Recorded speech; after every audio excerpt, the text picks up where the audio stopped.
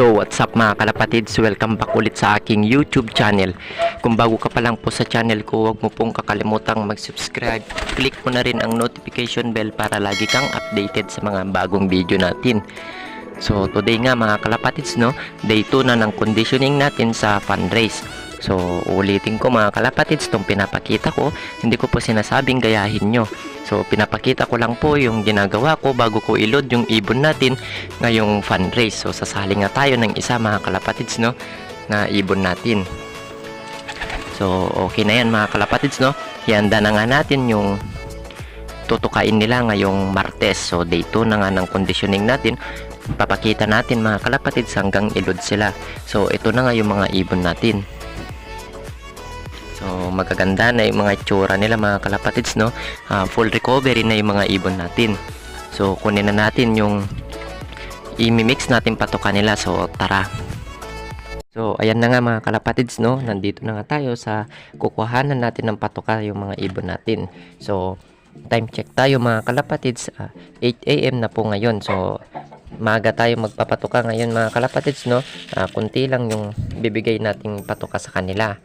So ito tulad ng sabi ko mga kalapatids, 10 ibon yung kakain sa isang lata na to. So 38 yung laman ng ibon natin dun sa taas. So kaya magkakarga tayo ng 38 din na kutsara.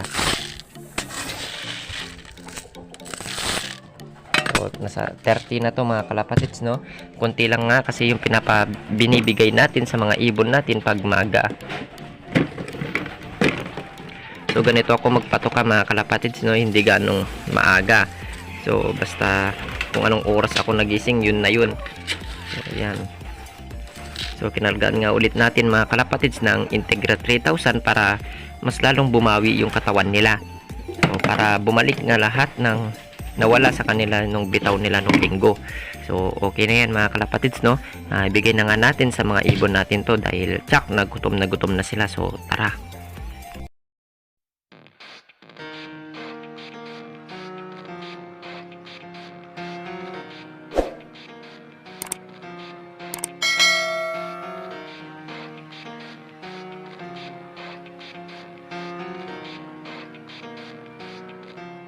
It starts with one thing. I don't know why. It doesn't even matter how hard you try. Keep that in mind. I designed this rhyme to explain in due time. All I know, time is a valuable thing. Watch it fly by as the pendulum swings. Watch it count down to the end of the day. The clock takes life away. It's so unreal. Didn't look out below. Watch the time go right out the window. Trying to hold on, didn't even know I wasted it all just to watch you go. I kept everything inside, and even though I tried, it all fell apart. What it meant to be will eventually be a memory of a time I tried so hard and got so far, but in the end, it doesn't even matter. I had to fall to lose it all, but in the So ayan na nga mga kalapatids, sigurado na tapos na nga silang kumain dun. So nakita nyo naman mga kalapatids kung gaano kagana kumain yung mga ibon natin. So bago ko makalimutan mga kalapatids, nung dumating yung ibon natin ng linggo mga kalapatids ng maga, hindi ko na sila pinalipad ng hapon. Mula nung Lunes nag-rest sila maghapon hanggang ngayong Martes mga kalapatids, hindi tayo nagpalipad ngayong maga. So gagamit nga tayo ng antibiotic mga kalapatids. So ito yung ginagamit kong antibiotic sa mga ibon natin. So ito yung pangsisiw mga kalapatids, so ambroxetil. Ito yung binibigay ko sa mga ibon natin. So matagal na nga natin tong ginagamit. So napakaganda ito mga kalapatids, effective sa ibon ko. So tulad ng sabi ko mga kalapatids, pinapakita ko lang yung gagamitin ko sa ibon namin. Ang pagtempla nito mga kalapatids, nakadepende yan sa trip nyo. So hindi naman nakakasama ito sa ibon mga kalapatids dahil nga pangsisiw nga lang yan, mahina lang yan mga kalapatids. Hindi kasi natin kailangan gumamit ng malalakas na antibiotic, lalo na't pagkasalukuyan ang laban ng mga ibon natin. So kaya tayo nagbigay ng antibiotic mga kalapatids, wala naman late na umuwi sa ibon natin. So yun nga lang mga kalapatids, hindi natin alam kung sino o anong ibon o may sakit na ibon yung nakasabay nila sa paglipad. Maaari kasi nilang dalhin dito sa loop mga kalapatids, no? Pag kasi hindi tayo nag-antibiotic, bukas palakas na tayo ng ibon hanggang Sabado, biglang lalabas yung sakit, mahirapan na tayo ulit mag-recover mga kalapatids dahil na-late ka na. So kailangan natin magpakasigurado. So templahin na natin to mga kalapatids, no, para maibigay na nga natin sa ibon natin. So yan mga kalapatids, no, guntingin na nga natin tong ambroxetil. So pasensya na, mag-isa ko lang kasi mga kalapatids, no, kaya may nahirapan tayo. So wala kasi tayong para video. So ayan mga kalapatids, no, nagunting ko na nga. So paalala lang mga kalapatids, pag gagamit kayo ng antibiotic, kahit anong antibiotic mga kalapatids, no, iwasan yung merong grit sa loob ng loop nyo dahil hindi gagana mga kalapatids. So hindi sila combine. So kung maalala nyo mga kalapatids, plain water yung binigay natin kahapon. So yun yung sinasabi kong combine nya to mga kalapatids, no. Dapat lahat ng gagawin nyo ay sakto-sakto sa unang kondisyon, pangalawa, tatlo, dapat oras may talagang tamang proseso. So nagreformat nga tayo ng ibon kahapon mga kalapatids, no. Tinanggal natin lahat ng gamot sa katawan nila. So saka natin ipapasok tong antibiotic. So yun yung purpose ko doon mga kalapatids, kung bakit plain water yung binigay ko maghapon nung Lunes, nung kahapon. So Martes ngayon mga kalapatids, no, ibigay na natin to, baka ibigay pa ng iba.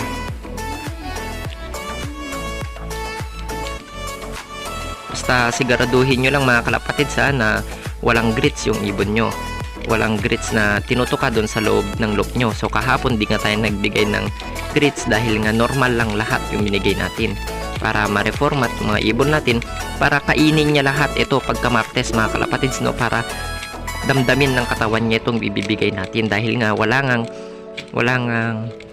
kumbaga walang sasangga sa mga pagpasok ng antibiotic na to sa katawan nila. So malayang maglalaro tong antibiotic mga kalapatids, no, kaya nag plain water tayo kahapon.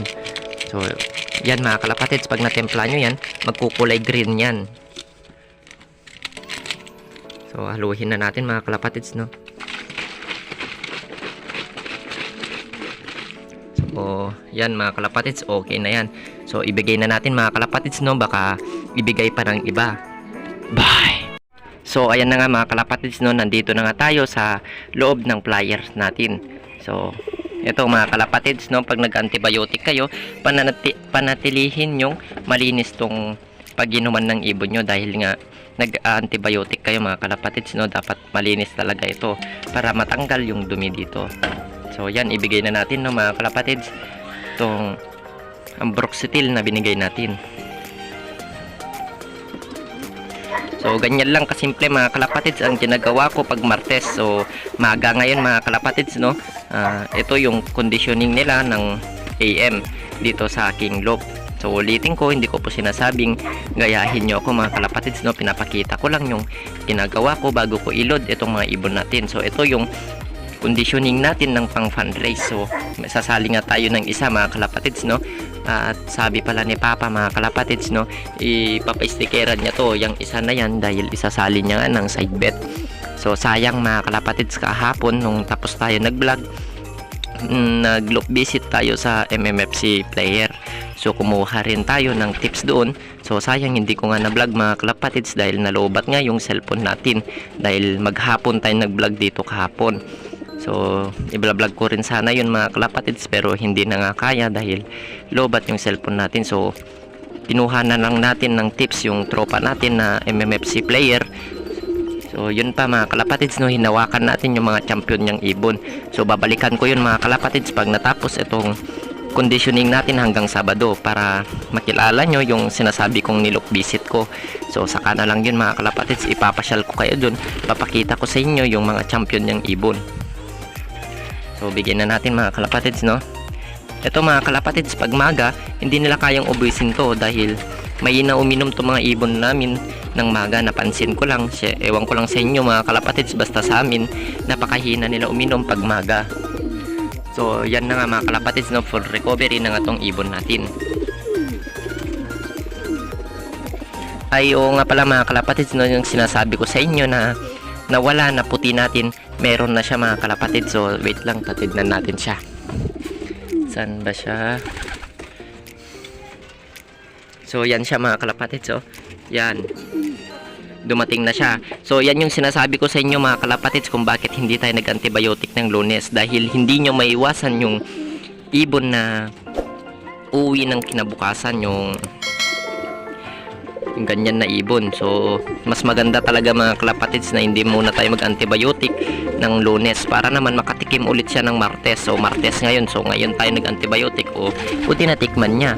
So hindi siya naiwan sa mga conditioning ng kasama niya. So yun lang yung tips ko pa dun mga kalapatids kung bakit hindi ako nagbibigay ng Lunes, dahil masyado pang sariwa, masyado pang pagod, hindi pa full recovery yan mga kalapatids, no? Kahit sabihin mo pang full recovery yan, tandaan mo mga kalapatids, no, hindi mo nararamdaman yung nararamdaman ng ibon. So mas baling tayong mag-adjust sa kanila. So kaya Martes ako nagbibigay. So bigay pa natin to mga kalapatids, no. So ganyan lang kasimple mga kalapatids, no. Balikan ko na lang kayo mamayang tanghali kung ano yung sunod na gagawin natin sa kanila. So iwan ko muna kayo mga kalapatids, no. Bye. A few moments later. So ayan na nga mga kalapatids, no, binalikan natin tong ibon natin ng 11 AM. So para palitan yung antibiotic na nakalagay dito sa painuman niya mga kalapatids, no. Tatapon na natin yan. So ayon kasi sa eksperto mga kalapatids, no, ang tubig pwedeng magtagal yan ng 24 hours. Depende yan sa kanyang kinalalagyan. So sa tubig na may halo mga kalapatids, no, nagtatagal lang ito ng 4 hours mga kalapatids, 3 to 4 hours. So 240 na minuto ayon sa eksperto. So 3 hours pa lang ang nakalipas mga kalapatids, pinalitan na natin, dahil kako nga sa inyo mga kalapatids, no, mas kailangan ng ibon natin ang fresh water. So yan mga kalapatids, no, papalitan na nga natin tong ibon natin. So Martes ngayon mga kalapatids, no, nakadepende rin po sa inyo kung ano yung sistema nyo. So ito po yung sistema ko mga kalapatids. So kung ang sa inyo naman mga kalapatids, kung may trabaho naman kayo, pwede nyong gawin mga kalapatids, no, kunwari maga may bibigay kayo sa kanilang vitamins, tapangan nyo mga kalapatids, konti lang, yung ubusin agad ng ibon nyo ng 1 times mga kalapatids, no, yung pag uminom sila ubos na nila agad. Pwede nyo na agad bigyan ng tubig, dahil yung tubig mga kalapatids pwede nyong iwan yan para pag uwi nyo ng tanghali saka nyo na lang palitan, kasi mas nagtatagal ang tubig mga kalapatids. Yun ang lagi nyong tatandaan. Kung kayo na bahala mag-adjust mga kalapatids, kung sakaling gayahin nyo to, kayo na bahala mag-adjust mga kalapatids, basta wag nyo lang patagalin yung tubig na may vitamins o kaya antibiotic sa inyong lock. So yun lang mga kalapatids, no, balikan ko ulit kayo mamaya. So bye. A few moments later. So ayan mga kalapatids, no, time check tayo, 12 PM na ng tanghali. So 12 PM mga kalapatids, naghanda na nga tayo ng tubig nila. So ito mga kalapatids, no, sila lang pusang maliligo. So iakyat natin to mamaya. So plain water pa lang to mga kalapatids, kukuha pa tayo ng iahalo dyan. So tara.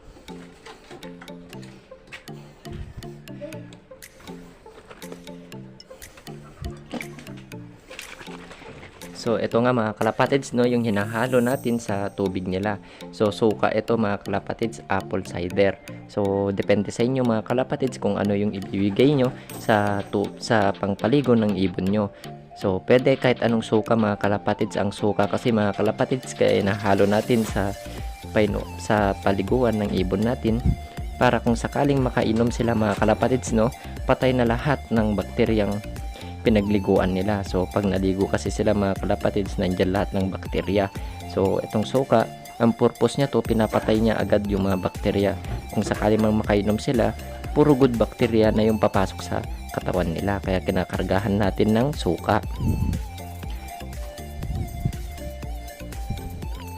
Sa pagbibigay nito mga kalapatids, no, tansyado lang, depende sa inyo. Huwag nyo lang ganong tapangan mga kalapatids, para pag nakainom sila, simple lang yung papasok sa kanila. So hindi ganong malakas, mainit kasi ito mga kalapatids, no, itong mga suka. Kahit anong suka mga kalapatids pwede nyong ilagay.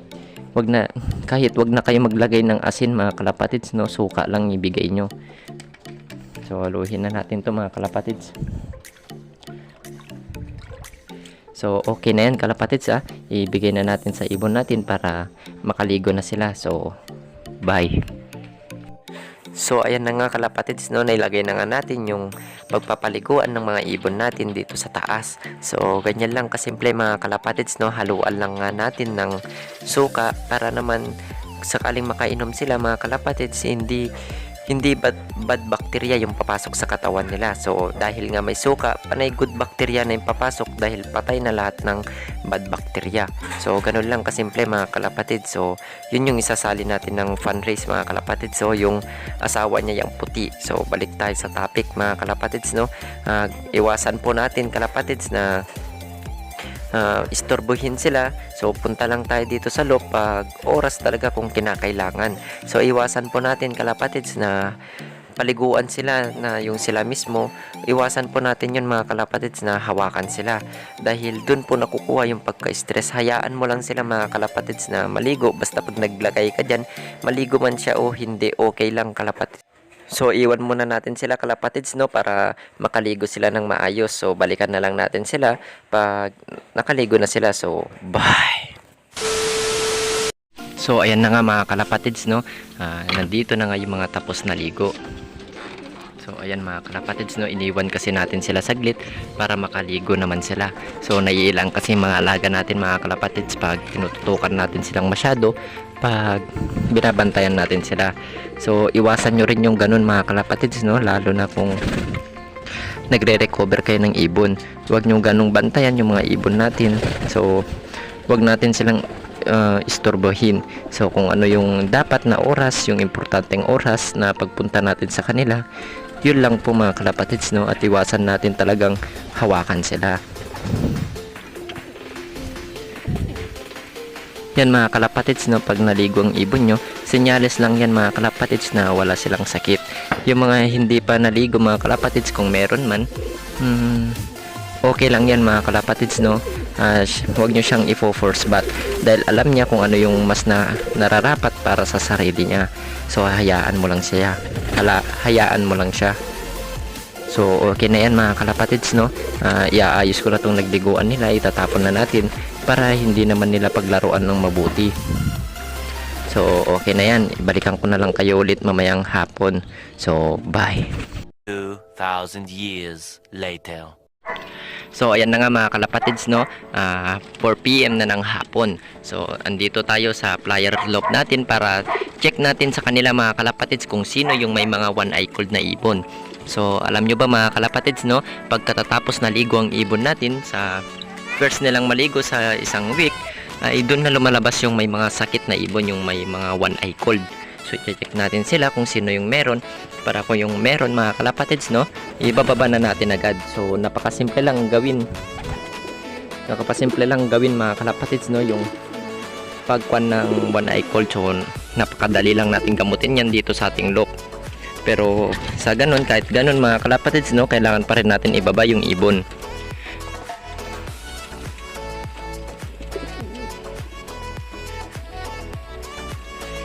So ayan na nga mga kalapatids, no. So okay naman silang lahat. So gustong-gusto nang lumipad tong ibon natin mga kalapatids, no, dahil nung dumating sila nung linggo, hindi natin sila pinalipad ng hapon. So Lunes maghapon ulit na hindi sila lumipad. Ngayon na namang Martes mga kalapatids, no, hindi na naman natin sila papalipad yan ng maghapon. So talagang halimaw ulit ito mga kalapatids, no. Ganun ang sistema ko sa pagre-recover ng ibon. So napakasimple lang mga kalapatids, no. Tignan nyo sila, full recovery na sila, talagang galit na sila, gustong gusto na nilang lumipad. So ihanda na natin yung patoka nila mga kalapatids, no, baka hihanda pa ng iba. Bye.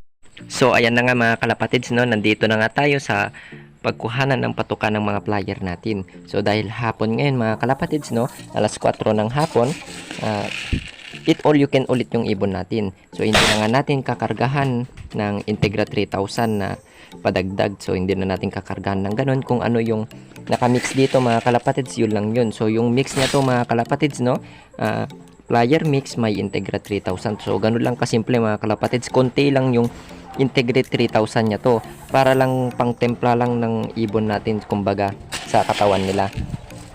Pag solong flyer kasi mga kalapatids, no, papayat yung ibon nyo. Tama nga mga kalapatids, no, nakapited yung katawan ng ibon mo, pero pag umabot ng derby mga kalapatids, no, sobrang nipis na ng katawan niya. Doon na mahirapan na i-recover yung ibon mo. Tandaan mo kalapatids, no, mahaba ang labanan ng kalapati. But sana kung manok fight agad mga kalapatids, sa manok mas okay yung hindi ganong maganda yung katawan, yung sakto-sakto lang. Pero sa kalapati mga kalapatids, no, yung maganda yung katawan, yung sakto lang, kumbaga dapat pantay-pantay lang kalapatids, wag yung ganong payat na ilalaban nyo.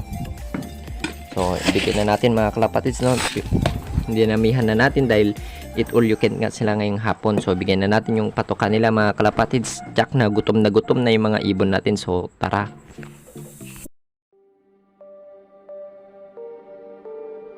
It starts with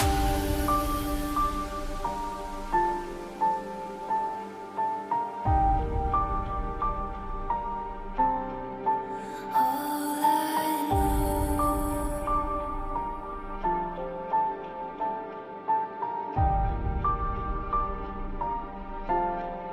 So unreal.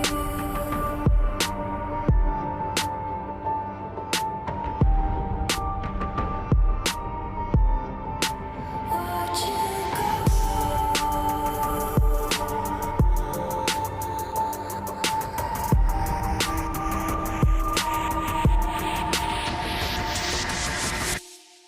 I tried so hard and got so far, but in the end, it doesn't even matter.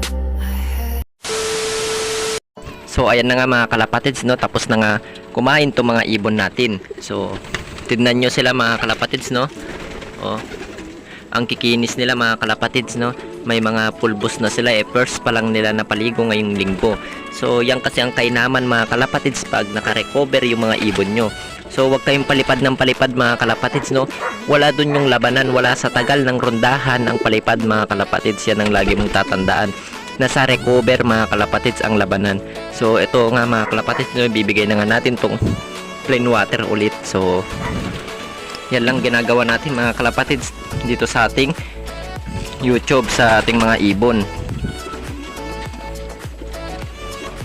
So wala talaga sa paligo rin yan mga kalapatids yung pagiging pagpulbos ng ibon, nasa pag-alaga talaga yan. So pag hindi kasi stress ang ibon mga kalapatids, no, mapapansin nyo napakaganda talaga ng ibon. Yung pulbos niya, yung gusto nyo, yung kinis ng balahibo niya lalabas. Pero pag stress yung ibon mga kalapatids, kahit anong paligo nyo, kahit gumamit pa kayo ng malatayon, no, hindi pa rin lalabas yung gusto nyong kinis ng mga kwan nila. So papakita ko sa inyo mga kalapatids, no, hanggang Sabado yung pagka full condition niya, yung namumulbos yung mga paa nila. Yun yung pinaka-importante mga kalapatids, no, bago kayo mag-loading, siguraduhin yung namumulbos yung paa nila. So katulad nito mga kalapatids, no, yan, namumulbos na yung katawan nila, pero yung paa nila mga kalapatids, no, kulay red pa lang. So papansinin natin yan mga kalapatids bago natin i-loading yung mga ibon natin. Ipapakita ko sa inyo kung gaano ka puti yung mga paa nilang ilolod natin, kung paano natin gagawin yung papalabasin natin lahat ng gusto natin sa ibon, para walang rason mga kalapatids pag hindi kayo inuwian. So yan mga kalapatids, no, sinabi ko sa inyo kanina na mas malakas uminom yung mga ibon namin pag hapon. Halos ubusin nila ito mga kalapatids, itong 1.5.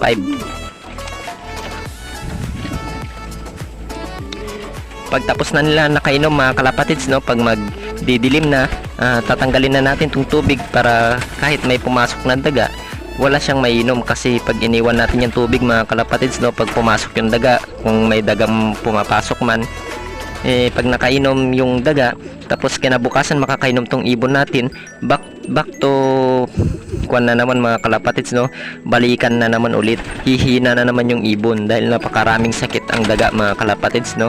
Kaya yun rin yung iniiwasan natin, maging maingat tayo sa lahat sa araw-araw, lalo na itong pag-alaga ng kalapati mga kalapatids, no. Napaka talagang hindi ko ma-explain mga kalapatids, no.